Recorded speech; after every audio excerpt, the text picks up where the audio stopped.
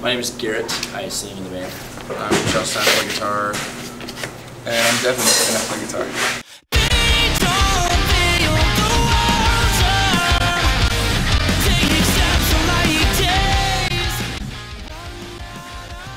We're out with Semi Friends of Fire. Our last time I take it home Fact from Japan. And Fact has showed us numerous curse words in English that they learned. Writing a new album right now. Yeah, we're playing one brand new song on this tour. It's going really well. Very happy with the stuff we have written. We're still writing. We're going to go in after this tour and record 2 singles, and then we tour August Burns Red, headliner, and then record the rest of the album. Man, our van's on its 2nd motor and 3rd transmission. If we ever sell it one day, we'll be sure to include that.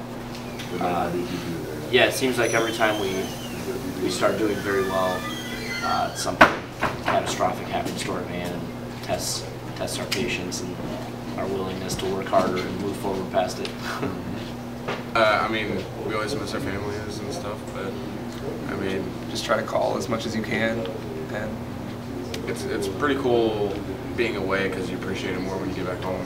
Yeah. Like the people that you're really close with at home. So coming back, it's like, hey, like, cool.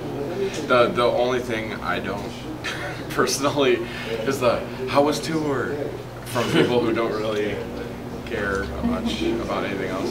How was tour? How was tour? I'm like, I don't know. I don't remember. Yeah, it's something you have to learn, like, to adapt to. It's hard to forfeit a comfortability you've had your whole life to just go on the road and deal with tremendous amounts of stress and physical pain and you know, being out of your comfort zone all the time. It's something you have to learn for sure. It tests your character very, very hardly. it's also kind of hard when you get home because you've missed so much. Yeah. Like all the inside jokes that you've missed out on with your friends and everything. Yeah. Getting back into the groove. And then right when you get back into it, you're gone again. And then you leave again.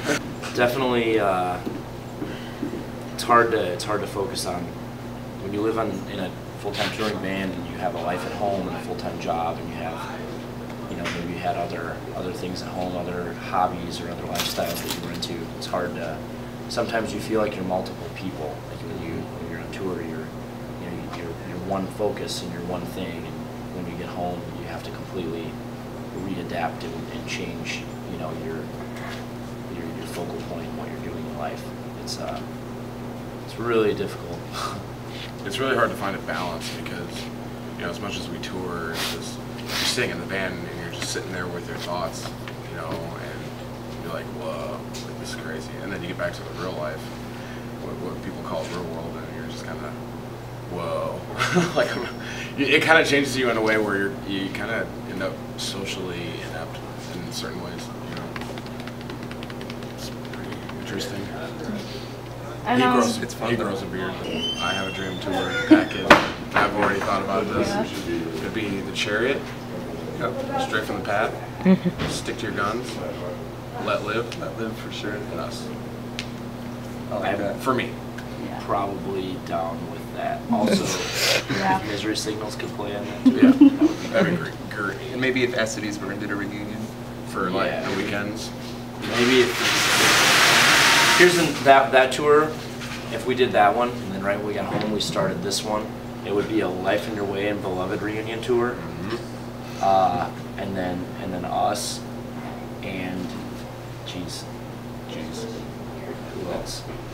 Who else would you have? Cities Burned for sure. Yeah, that would be that. For the reunion, that's just the reunion tour and us. It would be a reunion tour. We'd actually break up right We'd before break up, it. yeah.